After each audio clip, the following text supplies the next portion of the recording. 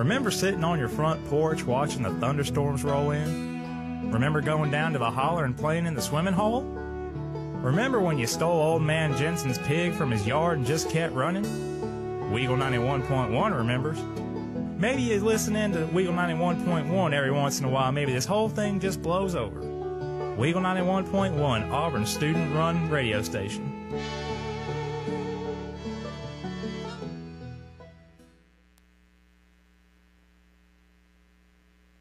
Good afternoon, everybody. My name is Jared Dillard, here with, once again, on a Friday afternoon, National Sports. With me today is Evan Blank and JJ Jackson in no particular order. How are you guys doing? I'm doing well, Jared. I'm glad to be back on the show here with you today. It's really chilly outside. I forgot the jacket today, so that's a little frustrating, but always good to be back here talking college football, the NFL, all the sports going on. MLB postseason's right around the corner. The MLB season wraps up this weekend. Just a great time in national sports, so it's very convenient for me to be on the show with you today. Yeah, it's all right. JJ, you know what else you forgot? What did I forget, Jared? You forgot the iron, because your shirt's really wrinkly right now. That is really is. You look like trash. I'm sorry, guys. You know what else looked like trash this past weekend? Auburn football? Well, I wasn't going to say that. I was going to say Oregon. But, yeah, let's talk about Auburn football. Auburn Tigers, Mississippi State Bulldogs. Auburn lost 17-9. Shaun White had 188 yards and 1 interception. Peyton Barber had 137 yards rushing. The main point to take away from this is that Auburn had 4 red zone appearances and only totaled 6 whole points. Guys, how'd you feel about the game? It was a frustrating one to watch, I think. I just feel like Auburn wasn't able to execute all their drives the way that they wanted to. Shaun White looked impressive in his first game, 20 for 28, 188 yards, an interception. That first one in the first drive of the game, throwing that pick in the red zone. He looked better. I think that as he continues to go, he'll improve. Listen, I think he looked pretty good. I think the offensive line play is really the reason why we lost that game and why we couldn't do anything on offense. But I thought Shaun White looked really good, and I think that going forward, I think especially this game against San Jose State, it's sort of a lesser team, and we really have to see how Shaun White does in this game, because against a lesser opponent like San Jose State, he's really got to get it in check. Yeah, and the thing is, like last week we talked about, if this game goes horribly for us, is it time to hit the panic button? Guys, is it time to panic right now for Auburn? I don't think so. In terms of SEC play, I think it might be. When you look at the schedule, there's a lot of good teams left that they have to play. The only one that, I feel pretty comfortable about would be that Arkansas game, possibly the Kentucky game. A good thing for Auburn, though, is that their big games left this year, when you talk about Georgia, Alabama, and Ole Miss, are all at home. So hopefully that'll help. It's just so surprising how this was a team that was picked to win the SEC and how poorly they've played. Like, just such opposite ends of the spectrum. I really don't know how we've gotten to where we are at this point. Yeah, there's a real possibility of this team going 0-8 in the SEC. And like JJ said, you really look with hope to those Arkansas and Kentucky games. And you never know with that Kentucky game, because it's a Thursday night and weird stuff happens on those Thursday night games. It is time to hit the panic button, I think. Not in terms of just SEC play, but on the season. I mean, they're at 2-2 right now. They need 4 wins to make a bowl. I don't know if I see 4 more wins on the schedule, and that's just for a bowl game. I mean, as far as Auburn goes, and maybe I'm the minority, I'm not all that too worried about them. I think they'll figure it out eventually. Shaun White, that was his first game. I didn't expect him to do an amazing job. He threw the 1 pick, but he managed the game well. He ran the ball well. That's a positive. Peyton Barber had over 100 yards. That's another positive. The defense is going to figure something out. They only gave up 17 points. Dak Prescott still, had 270 yards and 2 touchdowns on them. But I'm not all that worried about Auburn anymore. Should be. I probably should be. Yeah. When we talk about the defense, there was a crazy stat that came out right before the game talking about against Auburn. There was only like one person who has thrown for over 200 yards and rushed for over 100 against them, and it was Dak Prescott, and he's done it twice against Auburn. And when I was watching that game, Evan and I were kind of talking. I was just surprised at how little Dak Prescott was out and running the football himself, and that's kind of why it's hard for me to say is our defense improved, because I didn't see Dak Prescott being Dak Prescott. I think he didn't run because I didn't think he had to run. Yeah. I mean, most of his running stuff comes out of sort of busted plays and needing to run, but I think the Auburn defensive line and linebacking core were poor enough that they just weren't getting any pressure on Dak Prescott, and he had no need to run. He was able to just stand back there and make passes, because everyone knows that the biggest weakness of this defense is our really young secondary. Well, we've always heard about how Auburn's secondary has been lacking in the past years, and I know we're tired of talking about Auburn, about what's happened the past 2 weeks with us. San Jose State's next, but for right now, let's move to another exciting. Let's move not to another exciting game. The Auburn game wasn't exciting at all. Let's move to the TCU game. To that game, that was exciting. Very exciting game, back and forth all the way to the end. I believe that score was 55-52, and running back for TCU, Aaron Green, caught that game-winning touchdown pass with just 23 seconds to play off a deflection, and that was very exciting. I think that really helped TCU save their season so far. Yeah, listen, I know JJ and I didn't really see a whole lot of the game because we were already in the stadium for the Auburn game, waiting for them to get smacked around by Mississippi State. But I thought that this game would be close. I mean, I think before that game last week, TCU had lost their last 3 in a row in Lubbock to Texas Tech. So it's always a good game. It's an interstate rivalry, and you usually have to expect that with games like that. It was a really exciting game. I watched the pretty much the second half of it. Every time I was switching back between the Auburn game and Texas Tech game, somebody scored a touchdown, and the scores were just flipping back and forth. Trayvon Boykin threw for 485 yards and had 4 touchdowns. Here's my thing with TCU, or the Big 12 in general. There is no defense in that conference, and that's going to be the downfall of them right there. But if they're all scoring points, it's going to be exciting games. I mean, yeah, that's the Big 12 and the Pac-12. I mean, that's how it is. They're exciting games. They're fun to watch. I think a couple of teams in the Pac-12 have defense, but Big 12, I don't see a defense in sight. Yeah, definitely something to watch going forward. That's it, really.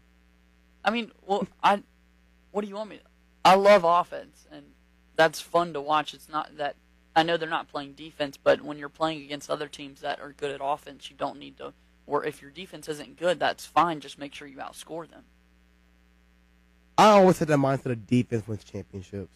So I can't see Baylor or TCU or Oklahoma winning a championship because they don't have a defense. Well, someone's going to have to win that Big 12 championship.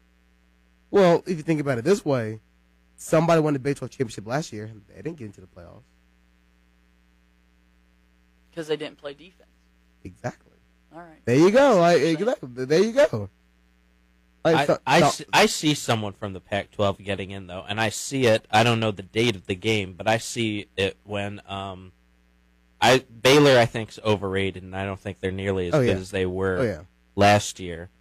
Same with TCU. So I think it comes down to the game in Norman when TCU heads to take on Oklahoma later in the year. I think that'll basically determine the Big 12 championship.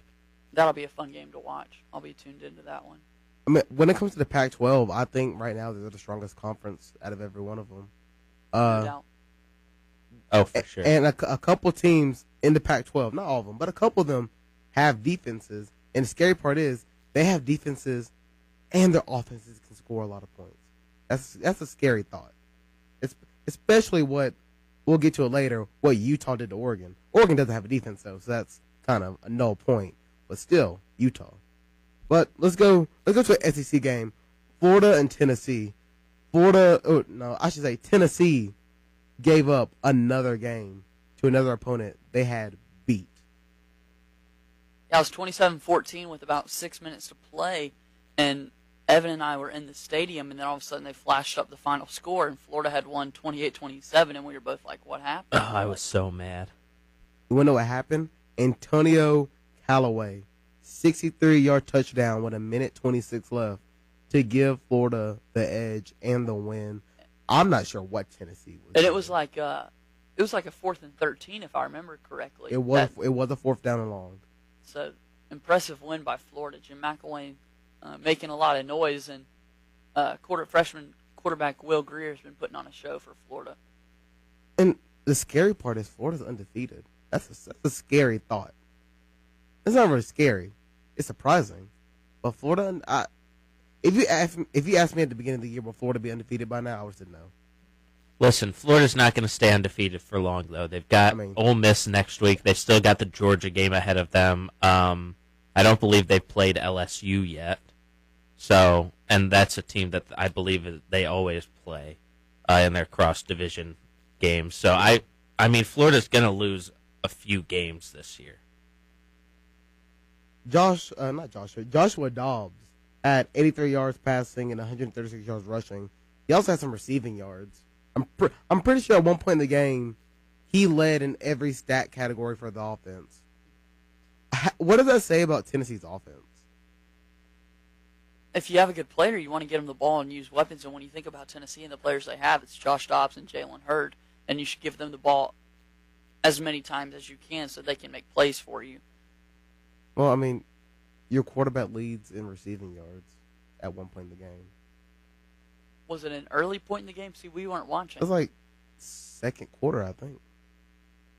Well, I thought at the end of the game he was still passing, rushing, and receiving leader in the game for Tennessee. I hope not. I mean, he only had 83 passing yards, so it's not like he was, Drew Brees out there. Jalen Hurd had 136 rushing yards and 2 touchdowns, and Joshua Dobbs had 136 yards. He didn't score a touchdown, though. So, I don't have the stats in front of me. I just have a couple written down.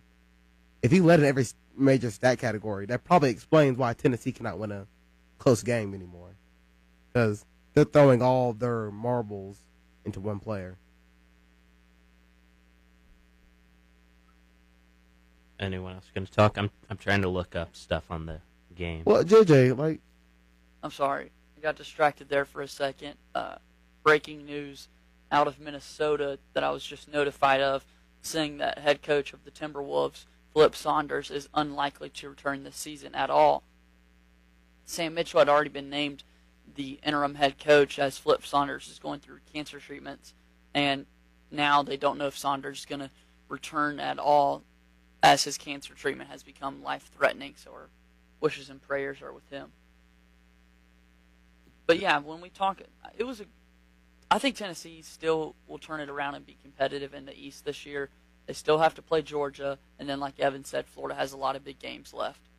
I just think that Butch Jones just isn't the coach that people thought he was. I mean, he's on the decline, sort of like Gus is this year here at Auburn. I just don't think he's all that he was cracked up to be. Well, another breaking news coming through. Well, it's not really even breaking news. Hey, look at this. No NFL players arrested in the calendar month for the first time since 2009. That's nice. Isn't that something? Yeah, that's exciting.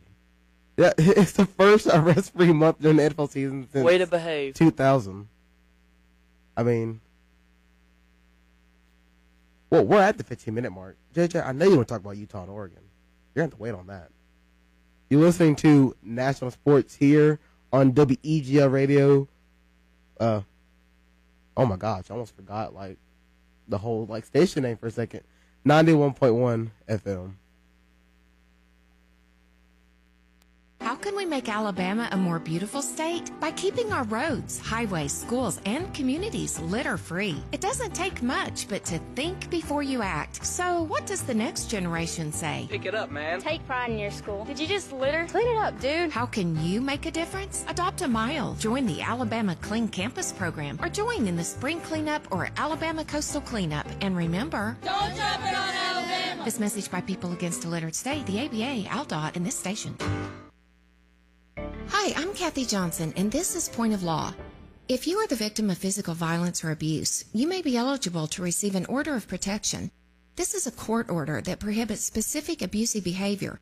Once the order is entered by the court and has been personally served to the abuser may be arrested and prosecuted. You can get an order of protection form from the County Circuit Clerk's office or any domestic violence shelter. Point of Law is brought to you by the Alabama State Bar, the Alabama Broadcasters Association, and this station. Hey, what's up? Holla at ya, boy. XOXOXO. You getting these texts? Question mark. Where are you? What are you doing? OMG, you are making me mad. You better text me back. I'm waiting outside your house. Relentless, aggressive texting is like sending an angry robot to deliver your message. When does the robot become dangerous? Let us know at that'snotcool.com. That'snotcool.com. Brought to you by the Ad Council. Thieves look for the biggest payoff with the least risk. In the past, thieves would rob a bank, get a few $1,000s, but usually get caught and face years in prison. So they started stealing cars, make a few $1,000s, and risk a lot less jail time. But as the penalties increased, the thieves looked for something safer. Why risk years in jail for a few $1,000s when you can steal a truckload of cargo worth hundreds of thousands of dollars and have very little chance of getting caught or going to jail? Cargo theft has become a major problem in the U.S., and the National Insurance Crime Bureau needs your help to put a stop to it. Stolen cargo adds to the cost of merchandise, food, and transportation, and buying stolen goods over the internet or on the street corner is risky and dangerous. Stolen food or pharmaceuticals can pose a real health hazard. If you know something about cargo theft or stolen goods for sale, call your local police or call us at 1-800-TEL-NICB. A public service message from the National Insurance Crime Bureau.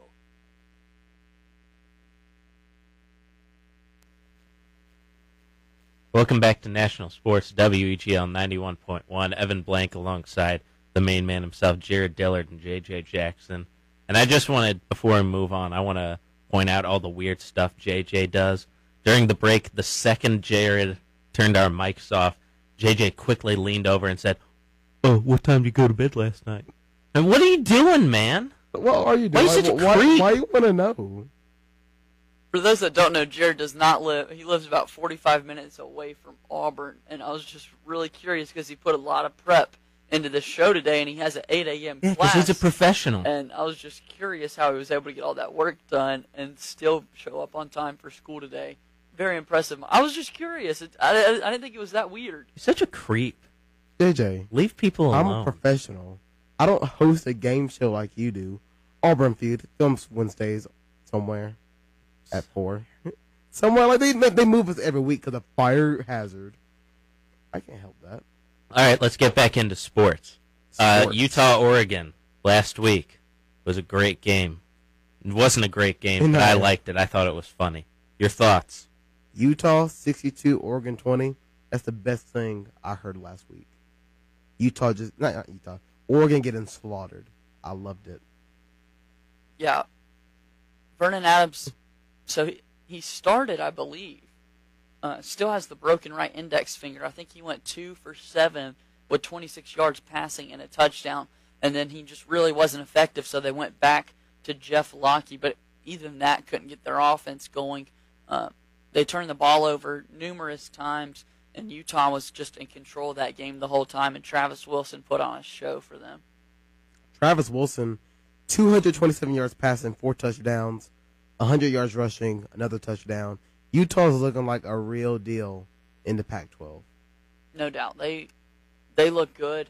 I believe with that win, they jumped all the way up to number 18 this week in the AP poll. I mean, jumped from 18 to 10 in the AP poll. So props to them for that performance they had against Oregon. Yeah, I've been on Utah for a while. I think they're a really good team. Kyle Whittingham is one of the most underrated coaches in all of college football. And I don't know why everyone was so high on Oregon to start the season. I mean, you lose Marcus Mariota, you think some dude's just going to waltz in, transferring at the last second and run the offense well? I mean, he's done okay in the games he's been in, Vernon Adams. But, you can't expect that much from him. And I just don't think Mark Helfrich is a great coach. And granted, I mean, Oregon, what they've done with their team is remarkable. I mean, you look at the state of Oregon. They don't recruit defensively very well, but they're so good recruiting outside of the state of Oregon. I mean, Oregon has maybe 2 4-star players a year in every recruiting class, and they'll get those, but they have to recruit out of state, and that's what's amazing about them. But they're on a decline, and that was bleed over from Chip Kelly's system, and I just don't think Mark Helfrich is the guy. Jared, so this is interesting also because you talked about this earlier in the week after that game, and I remember last week Jacob Murphy was on, and we've been talking. We always have Big Ten talk at some point, and then we were talking to you. Big 10 week list. Here we go. About what this Oregon loss means for their Michigan State win. I just want to point out, I've been on Michigan State for like a month. They weren't even in the show today, and now you brought them in. I just thought it needed to be mentioned. It doesn't need to be mentioned. Okay, look. So Jared, then we'll change the topics. We No. won't talk about I that. want you to go ahead and say what you're gonna say. I'll answer it. I was just saying that the win doesn't look as impressive now. You're right. It doesn't. Michigan State, it doesn't look that impressive. But the upside for them, but the upside for Michigan State right now is that Michigan is looking good, and they have that game coming up. They can win against Michigan. Hey, there's that quality win again. Okay, so it happens. So if Vernon Adams comes back, heals his finger, can Oregon turn it around this year? With Utah there, That's just their first Pac-12 loss, right? Yeah, true. I believe so. When you say turn around, you mean win the Pac-12 championship? Just get back in the hunt to compete in the Pac-12 championship. Because you have to imagine that they're all going to beat up on each other, so everyone should be in that one-loss area. Well, listen, I mean, the Pac-12 North isn't nearly as strong as the Pac-12 South is. I mean, there's still good teams in the Pac-12 North. They've got to get games by Stanford. They got to get by Cal. Washington State has a very good offense. And then, they've still got Washington on the schedule, and Oregon State is another team that they have to play at the end of the season. That's always a tough game. Who do they play this week? Colorado. In Boulder, I believe. I wouldn't put money on Oregon. I was just curious what your thoughts were. I want to see them with Vernon Adams healthy again before I make any decisions. Although Jeff Locke has looked okay. I mean, he played fine, but I don't think Oregon's offense is the problem. It's that defense. So who's the best team in the Pac-12? It's a throw between UCLA and Utah. Is that what you would say, Evan? I think it's Utah, but it's any number of teams in the Pac-12 South. I mean, the Pac-12 South is the best division in football, and everyone that's crying about the SEC West can shut up because they're not as good this year. I don't care what you say. I don't care about beating up on them. You got to accept that the Pac-12 is already a better conference than the SEC. It's Utah, it's UCLA, it's USC too, and those 3 teams all still have to play each other at some point throughout the year. That's going to be tough. The Arizona schools are still going to win some games they're not supposed to, so you got to look out for that. It's going to be tough. It's going to be interesting to watch what happens in the Pac-12 because the Pac-12 is going to be at a position where they're going to have the Pac-12 champion in, and then that second team who's on the outside, will they get in as well to the playoffs? I don't necessarily know about that. I have the Oregon schedule pulled up right now, and I wanted to go over that because they do have a number of tough games. They play at Colorado this week. That shouldn't be too much of a problem. Washington State at home, at Washington, at Arizona State, Cal at home, at Stanford, USC at home, and then Oregon State at home. That's a rough schedule. Those last 4 games are just tough by themselves. Yeah, last 5 games, really, because at Arizona State, Cal, at Stanford, USC, Oregon State. That's a rough way to end the season. No, and especially with your uncertainty at quarterback and Vernon Adams right now. I mean, I don't know how you can, justify Oregon being that good of a team anymore. I think they'll drop another 2 games. They'll end the season like 9-3. I can see that. Yeah, I don't know. It'll be interesting.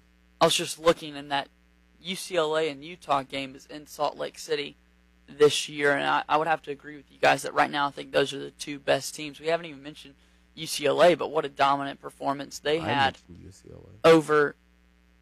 I'm just saying we didn't talk about their game. I'm saying what a dominant performance they had over Arizona this past weekend. Well, I mean, I kind of expected that from UCLA. Well, Josh Rosen was rusty the week before it, and kind of had the, you could tell he was a freshman, and then he really turned it around this week and played very well. I think the difference is that I believed in UCLA. I didn't really believe in Utah until now, and now I do. Okay. So now we're going to jump to a couple of our college picks before we have to go to break in 4 minutes. First game, number 23 West Virginia versus number 15 Oklahoma. Who do you guys have? I've got Boomer Sooner, Oklahoma. Yeah, I think Baker Mayfield's the big difference in this game. West Virginia, I don't really know why they're ranked. I mean, I know they've won some games, but I like Oklahoma. I'm also picking Oklahoma only because the last time I picked against them, they burned me when they went played Tennessee and Tennessee blew another game. So, guys, I got an upset right here. I got Minnesota over number 16 Northwestern. I can see that happening, but I think Northwestern wins this one. Where's the game? It looks like they're playing Northwestern. They're playing at Northwestern. It's in Evanston. I like Northwestern at home then. I mean, I just really like Minnesota's always that team that has a very sound year, but they're never up there ranked. Maybe at the end of the season they'll be like 25 or 24, but I like their chances in that game. I got another upset right here. This is the crazier one. It's Texas Tech at Baylor, number 5 Baylor. And after what Texas Tech did to TCU, even though they lost, I think, man, they got to be running on a high right now. So I got Texas Tech beating Baylor in Baylor's own house. I think that, and it's interesting, but I think that Baylor will win this game. And a note on that, Baylor is listed as the home team, but the game's actually being played at AT&T Stadium in Arlington. Is it? Okay. Oh, okay. So that's what's happening. I think Baylor will win this game. I do think Texas Tech is good. I just don't think that they're going to beat Baylor. Yeah, I also have Baylor in this game. Jared, you said that you think even though they lost, they're running a high. Texas Tech losing to TCU. I think they're going to be on a low because that was sort of a heartbreaking loss there at the end. It was. I think they're going to, sort of be sluggish coming into this game, because that was a rough way to lose a game. And, in the big stadium, they're not used to the big time as much as Baylor has been in recent years. I mean, Baylor's played in that stadium multiple times. I like Baylor. And quickly before we go to break, is it me or is there a game every week in AT&T Stadium? Is that a thing? Yeah, it does feel like it. Like, wasn't Arkansas and A&M there last week? Was. Yeah, it was. Like, apparently Jerry's house is a perfect place to play, and every time somebody plays there, it ends up being a decent game. So, Texas Tech, but they're both in Texas. So. We already talked about it. The Big 12, no defense, all offense. Going to be a fun one. I mean, do you think it's okay? Do you think they score more than 80 points combined? Yes. I think so. Baylor scores, man. Baylor puts points on the board. Do you know what the over-under is? I have no idea what the over-under is. But your question is over-under 80? Yeah. Under. I'm going to go over. But with that, we're going to go to our commercial breaks. You're listening to WEGL Radio 91.1 FM. Where's the Big Ten? The thought of my sons growing up without me inspired me to quit smoking. I talked to my doctors, and then I threw away all my cigarettes, ashtrays, and lighters. I started exercising instead of smoking. Staying away from alcohol when I was first quitting was key. I kept on trying, learned something each time. Do whatever it takes. No matter how many times it takes. We did it, so can you. For free help, call 1-800-QUIT-NOW. A message from the U.S. Department of Health and Human Services and CDC.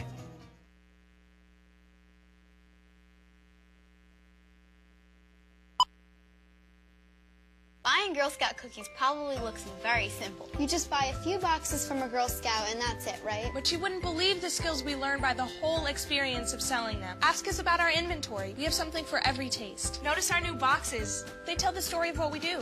Ask us where the money goes. Our team gets to decide. When a Girl Scout sells you cookies, she's building a lifetime of skills and confidence. This is what a girl can do. Girl Scout cookie season is here. Find your cookies at girlscoutcookies.org. Young men just don't seem to listen to the radio anymore. They're too busy with their earpods and TV games. It's iPods and video games? Whatever. Point is, young men are probably not listening to me right now, but they will listen to you. So I need you to remind them to register with Selective Service when they turn 18. It's an easy way to keep the door open to important benefits like college loans and government jobs, and it's the law. So please, feel free to remind them to go to sss.gov or any post office to register. I heard that. Thieves look for the biggest payoff with the least risk. In the past, thieves would rob a bank, get a few $1,000s, but usually get caught and face years in prison. So they started stealing cars, make a few $1,000s, and risk a lot less jail time. But as the penalties increased, the thieves looked for something safer. Why risk years in jail for a few $1,000s when you can steal a truckload of cargo worth hundreds of thousands of dollars and have very little chance of getting caught or going to jail? Cargo theft has become a major problem in the U.S., and the National Insurance Crime Bureau needs your help to put a stop to it. Stolen cargo adds to the cost of merchandise, food, and transportation, and buying stolen goods over the internet or on the street corner is risky and dangerous. Stolen food or pharmaceuticals can pose a real health hazard. If you know something about cargo theft or stolen goods for sale, call your local police or call us at 1-800-TEL-NICB. A public service message from the National Insurance Crime Bureau.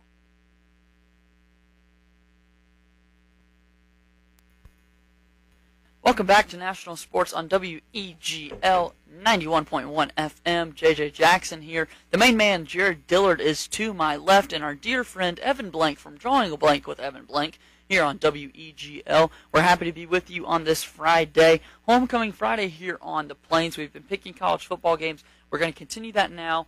Number 1, Ohio State and the Indiana Hoosiers. Jared, your pick for this game. You totally just hijacked my show right there. And what was that little thing? Friday? I don't even notice it. What's your catchphrase at the end of the Auburn Feud show? And good day. That's what it is. That's my hilarious. boy. You make my day so bad when you say that. Okay, thank you for that. I think Ohio State's going to win this game. I mean, yeah. I have Ohio State, but Indiana's undefeated. Let's think about that for a second. All right, let's talk about a big game. Number 13, Alabama. What are you doing? Georgia. What are you hijacking the show for? This isn't your show. Somebody, where's the Big Ten? We're bringing it. You know? Yeah, we are. Ohio State. They're not that good, actually. Michigan State all the way. Yeah. You said Indiana's undefeated. Let me pull up their schedule real quick. Yeah, okay. They play, wins over Southern Illinois, Florida International, Western Kentucky, and Wake Forest. I'm pretty sure my high school could win at least one of those games. What's your high school name? AC Reynolds High School. I'm pretty sure AC Reynolds is the next last game for Indiana on the schedule. So that was funny. Oh, that little comment? You think that's cute? But in all seriousness, though, the game is in Bloomington. I think it is going to be tougher than people think, but Ohio State is going to win. It's going to be like a 7.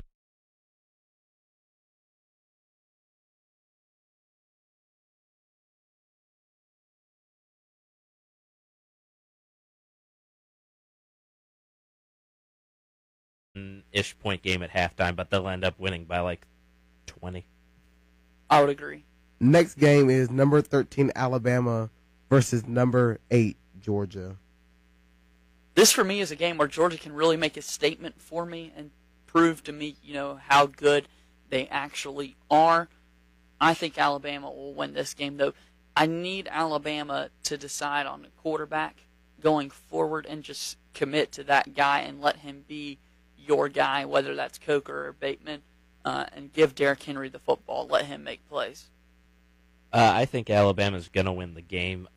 It's going to be a close game, though. I don't think Georgia's going to break out the blackout jerseys like they did that one year when they got smashed. But I think Alabama wins this game. But if Georgia does somehow pull out this game and win, Mark Richt has a job for life. He'll never get fired if he beats Alabama this year. Is this the 3:30 CBS game? I think so. Yeah, it is. Okay. And so what time is Ole Miss in Florida? Oh, that's a terrific question. I have no idea. That's like let's figure that out for you. What's our next game? Jared, who do you think is going to win this game? You guys are taking over my show. I can't even pick anymore at this point. You asked for our opinions, and you asked us to be on your show today. I'm not even Florida and Ole Miss is a 6 o'clock Central start on ESPN. Okay. All right. First, don't even look at the paper no more. First, I'm picking Georgia. Yeah, you are. Of course, I'm picking Georgia. I picked against Alabama last week, and they, no, I picked against Alabama 2 weeks ago, and I was right. So I'm gonna pick against them again. I'm confident in that. The next game is our boys Auburn against San Jose State. Auburn.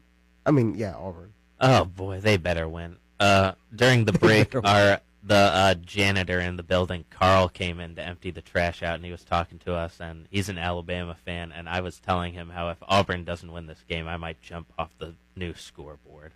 $15 million got to be used for something. Might as well. It's not showing anything good on it. Next game, Washington State versus Cal. Yeah, let's do it. I'm not picking winners on this, but the over-under point total is 72. Do they break it? Oh, we're going over. Last year was 119 was the total last year. 60 to 59, right? Yeah, 119. Let's do it again. It'll be over? It'll be over. I think it'll be over, but let's up the ante. Over 100 points, yes or no? No. I'll still go with yes. Oh, boy, it's going to be right around 100. Those are two air raid offenses. Sonny Dykes and Mike Leach are great air raid coaches. It's going to be right around 100. I'll go under 100, but not by much. When we talk about the air raid offenses, this is probably going to be the longest game of probably the season. Yeah, it is. I know last year it was a 60 to 59 game. We've been talking about it a lot this week, and it was tremendous. Evan is very high on Jared Goff and the Cal Golden Bears. I just want to know how long the game last year took. A 60 to 59 game. It was faster than you think because a lot of those scores were off of. I think there were 4 kick returns total for touchdowns on either side, so it was quicker than you think it is. But when you talk about air raid and you talk about incomplete passes, that clock is stopping every time. Well, the way I look at it is, we joked about how the Pac-12, I said they have a couple of defenses in there. Well, I'm not sure if a defense is going to show up on the bus this week in that game because, man, it's going to be the highest scoring game of the week. It's going to be fun to watch. But everything you read, though, I was reading some stuff in San Francisco area newspapers yesterday morning, and they're saying apparently Washington State has a much improved defense over last year, so it'll be interesting to see how that turns out. You know who else said they had a much improved defense over last year? Auburn. There you go. I think Cal will win. Yeah, Cal's going to win the game. Yeah, Cal's going to win. I just want to know how many points they're going to score. That's the better decision to make right there. The next game is number 3 Ole Miss versus number 25 Florida. Who you guys got? Gator bait, baby. You're picking Florida? I'm picking Florida to win this football game.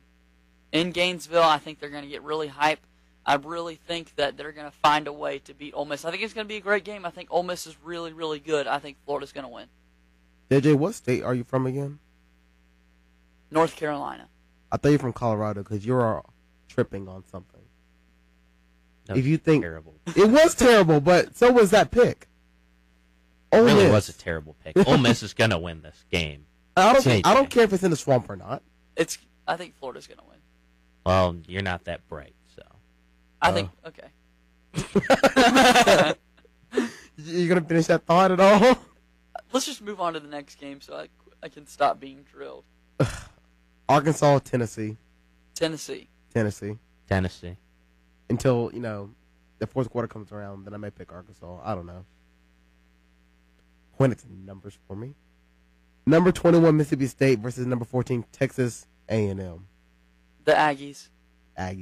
It'll be a better game than people think, but I like Texas A&M. Oh, yeah. After what happened with Arkansas last week, I'm not as high on Texas A&M as I was before. Next game. Oh, here's another upset. Not really an upset. Number 6, Notre Dame versus number 12, Clemson. I got Clemson. I think Notre Dame's going to win. Of course you do. Yeah, I like Notre Dame in this game. Clemson has to lose a game because they're Clemson coming up here. So, yeah, why not Notre Dame? I'm just, for the game, I'm just imagining Notre Dame running out and one of their players, tripping and breaking their ankle. Yeah, here come the Irish!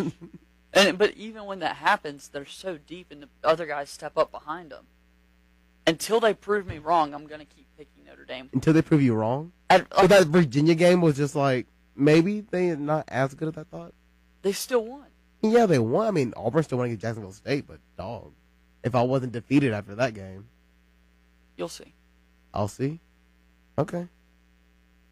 Last game, number 18, Stanford versus Arizona in the desert. I'm pretty sure it's in the desert. I have Arizona as home team. Whatever. Yes, it'd be in the desert. I think Stanford will win this game. Stanford.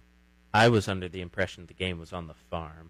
I wrote down a couple of these games wrong. I thought it was Arizona's the home team. Yeah, I'm just not on my game. Let me pull it up real quick. Yeah, the game's at Stanford. It's up in Palo Alto. Either way. I mean, okay. I mean, Stanford's going to win the game. But that says it's going to be close, Stanford's going to win by even a more margin than I thought they would with that information out there. It's going to be a close game, though. I think this one really is dependent on home field because Arizona's mad because they got trashed on national television last week. And I think Stanford wins, but it'll be close. I mean, Auburn almost got smashed against Jacksonville State on what, SEC Network? That's not national TV. It's not national TV, and I was still mad about that. Everybody knew about that game for the next couple of hours because it was trending on Twitter, and it would not go away. Yeah, but this UCLA-Arizona game was bigger. It was the 8 o'clock Eastern start on, I think it was on ABC. It's the premier game. Fowler and Herb Street were there. And Arizona State got trampled upon. Any other big games this week that I'm forgetting about? I can't think of any off the top of my head. Yeah, I don't know. I'm excited to talk the NFL after this last commercial break. Well, we have a minute and a half. I was just trying to if you want to know, Michigan State plays Purdue. Yeah, my parents are actually going to be at that game. Oh, because they live up in Michigan. My mom's a proud Purdue graduate, so. Oh, well. Yeah, they figured, hey, take the family over there. Why not? An hour-long drive over to East Lansing. Why not? JJ, how you feeling right now? I think Michigan State will win that game. I mean, well, we weren't picking because I'm also very hungry. Yeah, you're standing up right now. Calm down, man. I'm just hungry.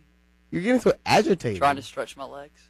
You're so agitated right now. I'll go to break so you can get agitated. Thank you. During the commercial, okay? NFL.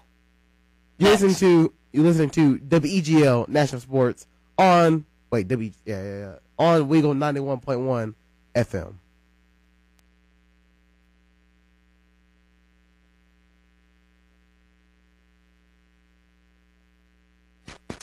Grays, work, sports, bikinis. 18-year-old guys have a lot on their minds. Accidentally breaking the law probably isn't one of them. Yet that's exactly what young men will be doing if they fail to register with Selective Service. So if you know a guy turning 18, do him a favor. Remind him.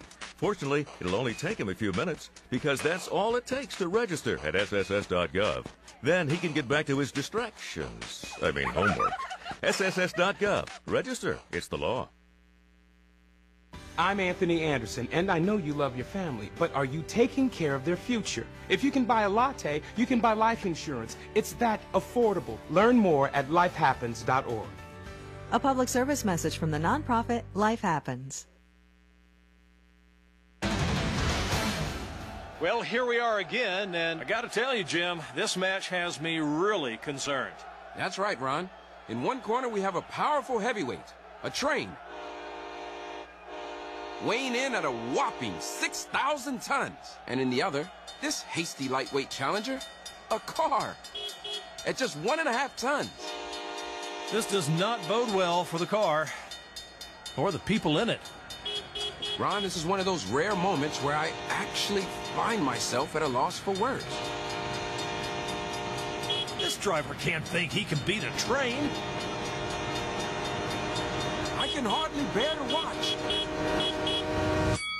It's no contest. Every day, people are injured or killed trying to beat a train at rail crossings. Trying to beat a train is more dangerous than you think. See Tracks, Think Train. For more safety tips and information, visit ctracksthinktrain.org. Soon this little baby I'm singing to sleep will start to walk. Before I know it, I'll be dropping her off at school, beaming when she walks up to accept her diploma, or holding back tears as she takes those big steps down the aisle. But before she takes all those steps, she and thousands like her will need you to take yours. Join March for Babies to help make her steps possible. Start your team today at marchforbabies.org.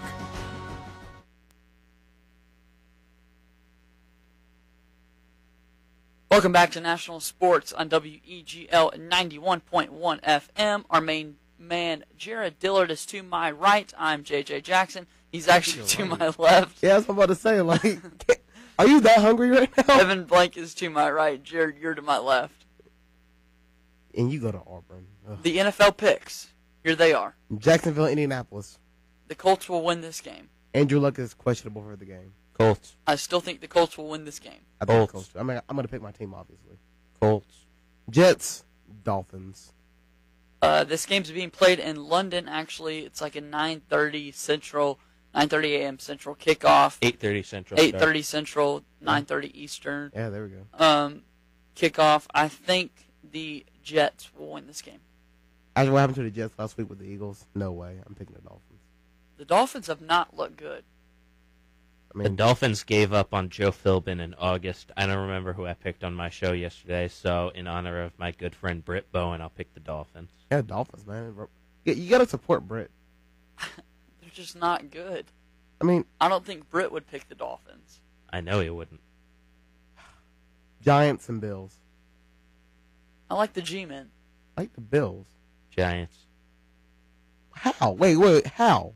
Wait, what? I think the Bills are good, but I just think that the Giants last week against Washington really started to figure things out when you get Odell Beckham the ball and let Eli Manning make plays. Rashad Jennings look good, and that defense is improving. I think the Giants will win.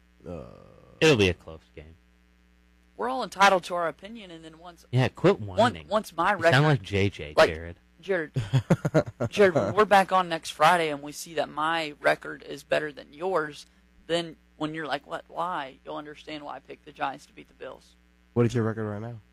I don't have it running in my head. I don't pick every game like you two do.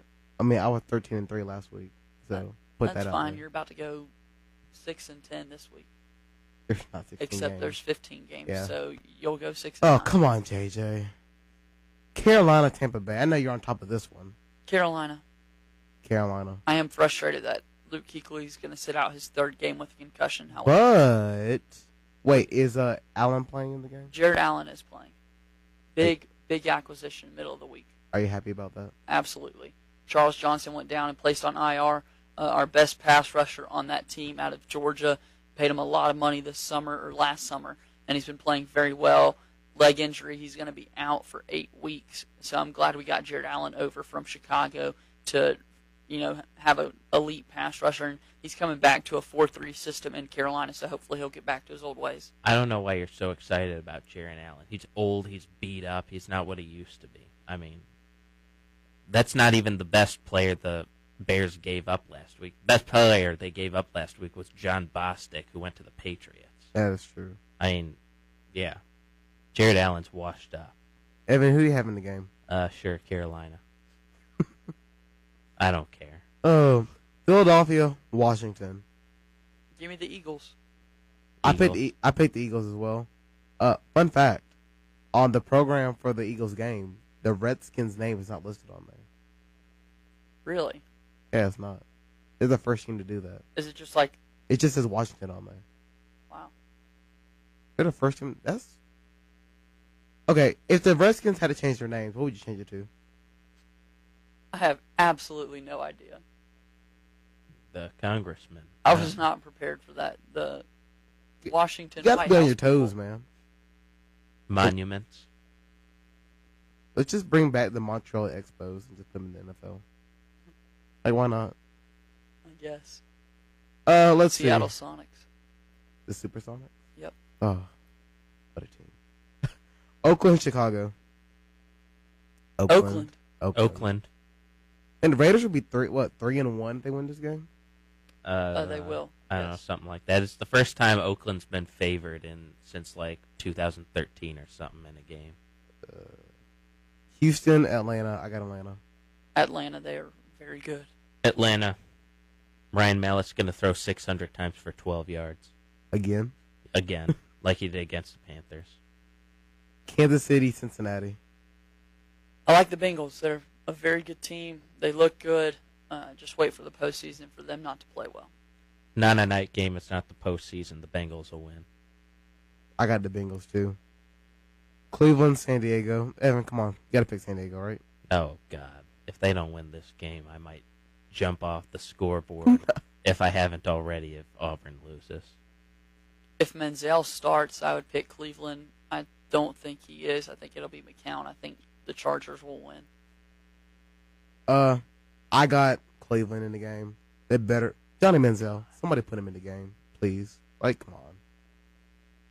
Green Bay, San Francisco. Green Bay. Green Bay. Green Bay, the Pack.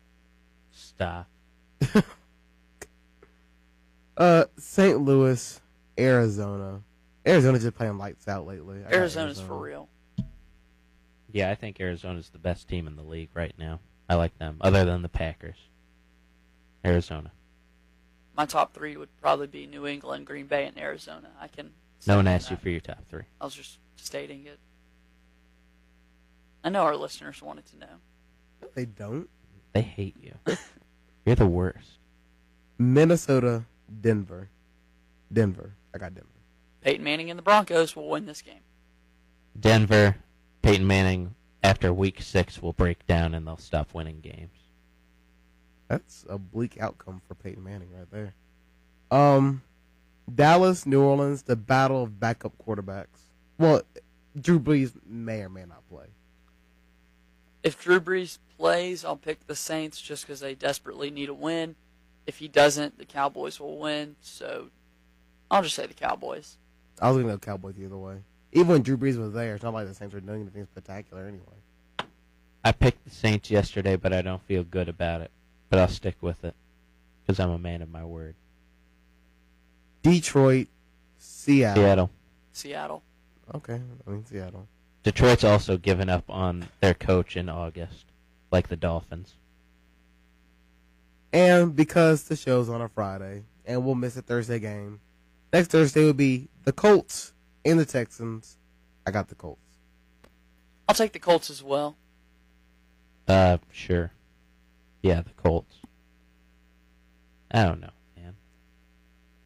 What a game last night. When we talk about Thursday night games, Josh Gobey missing 2 field goals for Pittsburgh. First game without Big Ben. Michael Vick filled in. I think Vick played all right for them. He just needs to get in a rhythm. Shout out to Michael Vick for still playing the game after 15 seasons. He managed the game fairly well. Yeah, he's still playing pretty well for them. Really hurt my fantasy team that He wasn't able to get Antonio Brown the ball as much as Big Ben did, and of course I'm playing against Le'Veon Bell this week, and he went nuts. So it happens. It was a good game. I was happy. Oh. Pick the Ravens. I picked the Steelers. That was before Big Ben got hurt, though. JJ, I know it's time for the show to end. Calm down over there. Just really hungry, but Jared, I really am happy that you let me come on your show once again. After the way you acted, you're not coming back. Cool. The listeners will miss me. No, they won't. No, they won't. If you really want to see him, go check out Auburn Feud on Eagle Eye TV. JJ, say your catchphrase at the end of the show. Thank you once again for watching another episode of Auburn Feud on Eagle Eye TV, Channel 6, right here in Auburn. I'm your host, JJ Jackson. That second J stands for Jackson. Thank you, and good day. Everybody, how corny was that? It was super corny, but when he does it, he sounds like a coked up mule. He's like all weird. He's like, I got to back my mic up so I don't blow out your speakers. Something like, thank you, and good day. It's funny, though. It makes me laugh every time you say it. Well, that's what I'm going for. I want you guys to laugh, and I want you guys to be happy. Well, it's not that great. Well, JJ, I know you'll be happy when we get you some food, so we're going to end the show. Thanks for listening to us, putting up with us. You're listening to WEGL National Sports on WEGL 91.1 FM. Evan, you got something to say? Don't you need to tell your listeners you won't be here next week? That is true. New equipment installed next Thursday. There will be new equipment installed next Thursday, so there will be no show for next Friday and maybe the week after that. I don't know. I'm going to enjoy the days off, so, watch football. War Eagle. That's so generic.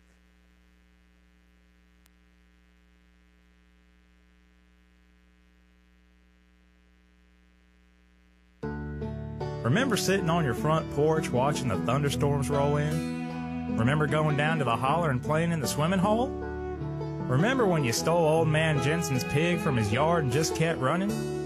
Weagle 91.1 remembers. Maybe you listen in to Weagle 91.1 every once in a while. Maybe this whole thing just blows over. Weagle 91.1, Auburn student-run radio station.